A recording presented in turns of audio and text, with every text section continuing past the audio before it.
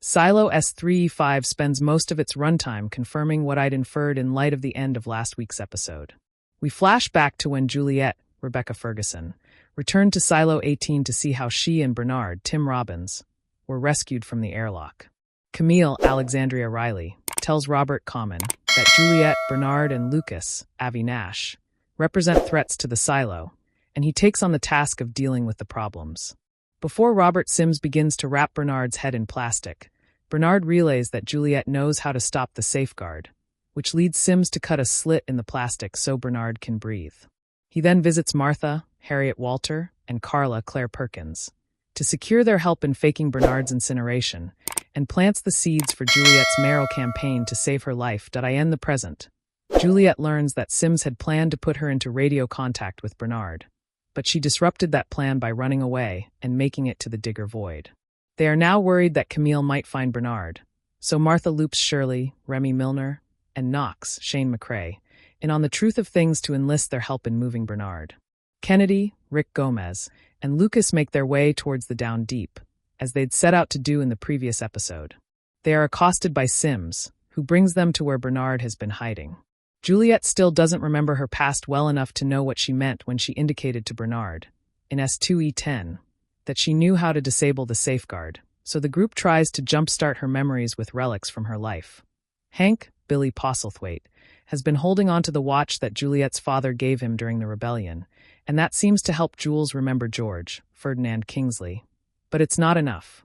Sims thinks they've been gone too long, so he and Juliette head back up the silo, not knowing exactly what they're going to do when they come to face Camille. Along the way, however, Robert comes around to the idea of giving Juliette the Pez dispenser, which he'd been selfishly holding on to because of how it has played a role in his relationship with his son, Anthony, Oscar Coleman. This seems to cause Juliette to remember everything, except she doesn't know where the pipe is that they'll need to cap in order to disable the safeguard. She heads back down to the others in the Digger Void while Robert prepares to face his wife alone. Elsewhere in the silo, Carla finally returns to Supply, where Sheriff Billings, Chinaza Uche, has been waiting for her. Paul informs Carla that Orla Kent, Kaylin Sepulveda, has been murdered, and Carla quickly believes that this was her fault.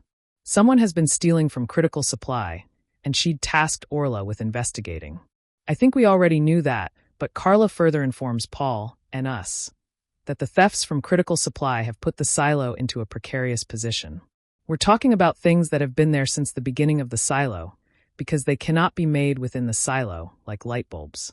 They should have 50 years left, but unless they recover what's been stolen, they're down to 2 years before there are no grow lights for the farms, at which point they'd all starve to death in the dark. I've wondered about the sustainability of the silo, but I was somewhat surprised at this reveal.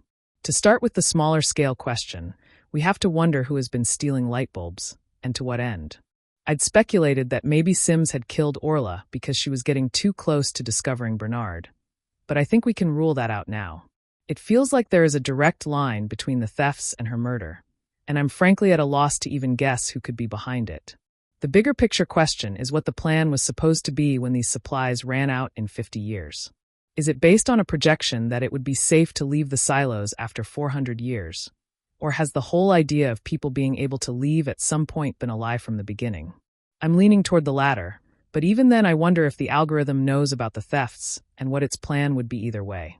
Perhaps we get a clue in the brief scene set in the before times that serves to close the episode. Daniel, Ashley Zuckerman, and Helen, Jessica Henwick, are in the van he rented last week, and he tells her that Perstenson, the #1 advocate for AI control, was somehow involved in the Iran mission. Then, the van starts driving itself, which causes Daniel and Helen to freak out as Silo S3E5 ends. That's what you get for renting a van from a street lamp flyer, I guess. Daniel describes Perstenson as the #1 advocate for AI control. But does that mean controlling AI or being controlled by AI? I've long speculated that the purpose of the silos might not be genuine, but related to some kind of protracted social experiment. Could it all actually be about training the algorithm? Perhaps the point is to teach it how to effectively control a population. The inhabitants are test subjects that can be destroyed at any point if something goes wrong, or die after 400 years when the experiment is over. They're functionally lab rats. To be honest, the biggest thing that makes me doubt this possibility is the 400-year time span. It would take a degree of hubris to be confident that people would still be around to reap the benefits of a 400-year study. But more to the point, it's hard for me to imagine any AI advocate being that patient. I've thought since Season 1 that maybe the silo was younger than everyone has been led to believe, but Season 3 has given us Harwood, Ned Dennehy, talking about evidence of 350 years of mining, and the algorithm referencing that amount of time to Camille. It's easy enough to doubt the latter, but what about the former? I feel like I am at once close to and far away from the truth of things. Until Episode 5, the pacing of Silo Season 3 has been far better than in previous seasons, so it's somewhat disappointing to see Memory be devoted almost entirely to spoon-feeding us things we could have figured out on our own with regard to Silo 18, while only moving the plot in the before times forward an inch. Here's hoping that we've gotten all of the table setting out of the way now, and that the rest of the season is a feast. See you next week.